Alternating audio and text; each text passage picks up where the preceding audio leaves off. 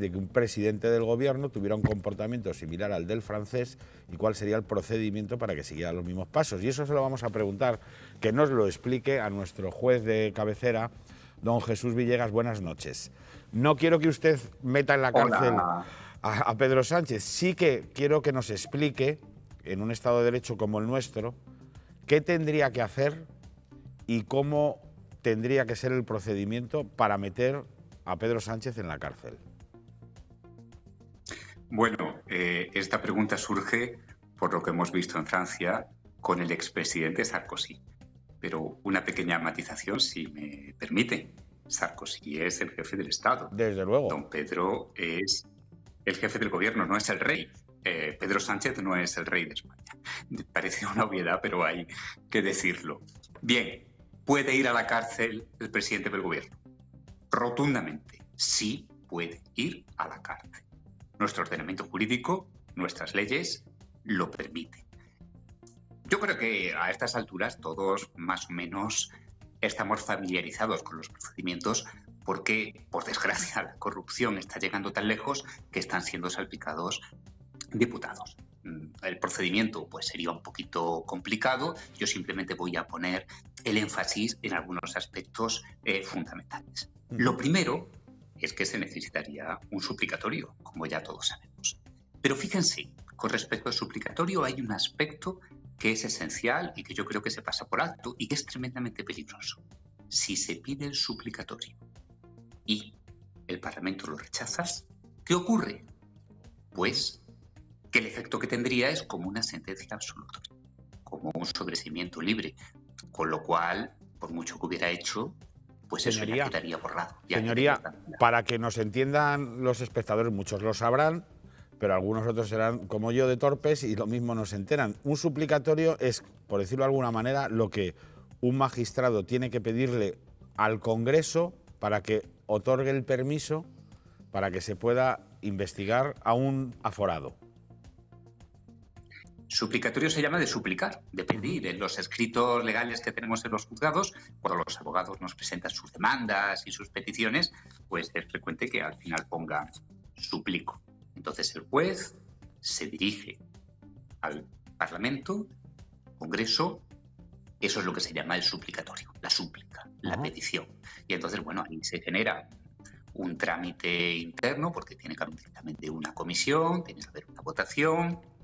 Las mayorías son diferentes según el tipo de delito, porque en el caso de que sean delitos de traición o contra la seguridad del Estado, pues los requisitos son mayores, pero en definitiva, como usted muy bien dice, para la gente que no son expertos en leyes, el juez pide, el Parlamento concede. Y siempre se ha dado, ¿no? Suplicatorio. Señoría, siempre se ha dado. El último caso es el de José Luis Ábalos, porque a mí lo que me dicen es que no conceder un suplicatorio de alguna manera es una especie de, perdone la expresión, de golpe de Estado.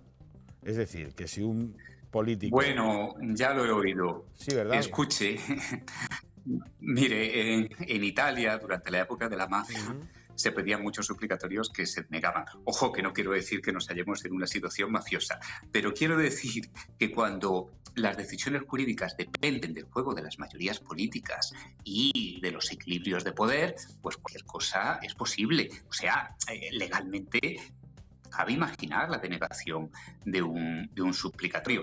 A ver, que yo no lo sé, yo no tengo una bola de cristal, pero ahora que se dice que los jueces somos tan malos, tan fascistas, tan fachas, que si hacemos lawfare y demás, hombre, la eventualidad de que se denegara un suplicatorio pues puede ser remota, pero no lo veo algo absurdo. No creo que estemos hablando de algo imposible. ¿Y qué pasaría en ese caso? Y a donde quería ir... Sí. Claro, eso es donde quería ir porque no lo oigo en los medios de comunicación.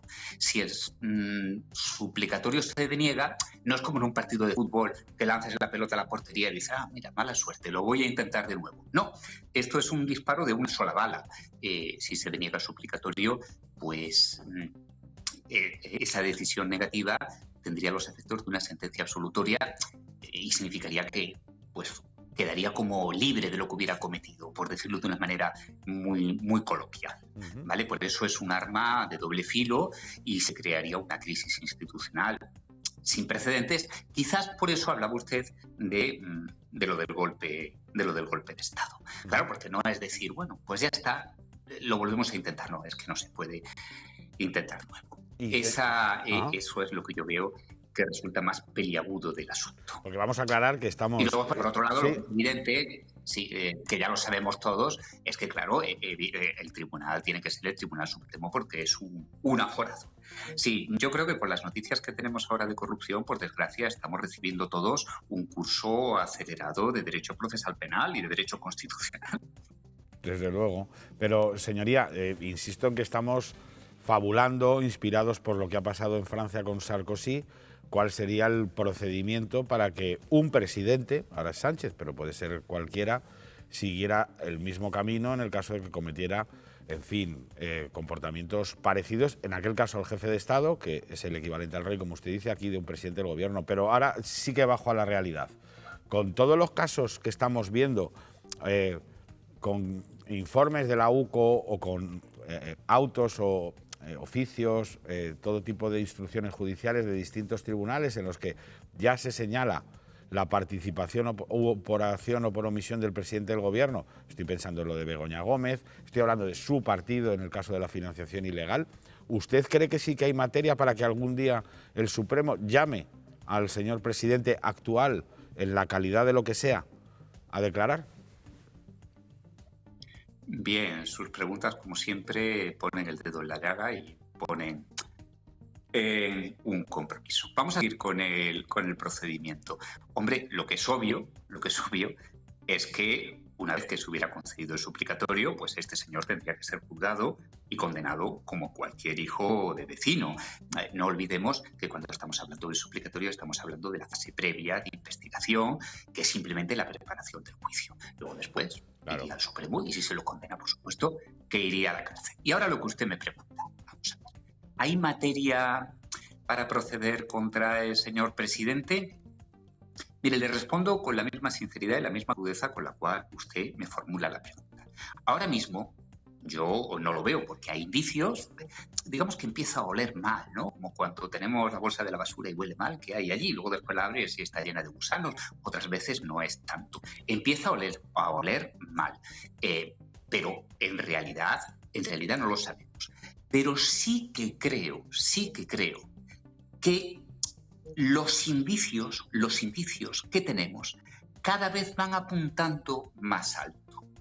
Es como si hubiera una dirección, ¿Hasta dónde va a llegar? No lo podemos saber, pero que da la impresión, y le hablo obviamente sin tener más datos que los que tiene usted, que da la impresión de que los casos de corrupción, las actividades ilícitas que estamos viendo, estos escándalos que nos llenan de estupor a todos, no se agotan en sí mismos, sino que son el síntoma de una dolencia más profunda. Esa la tengo. Y mire, le digo lo de siempre. Dejen a los jueces investigar. Dejen que tiren del hilo.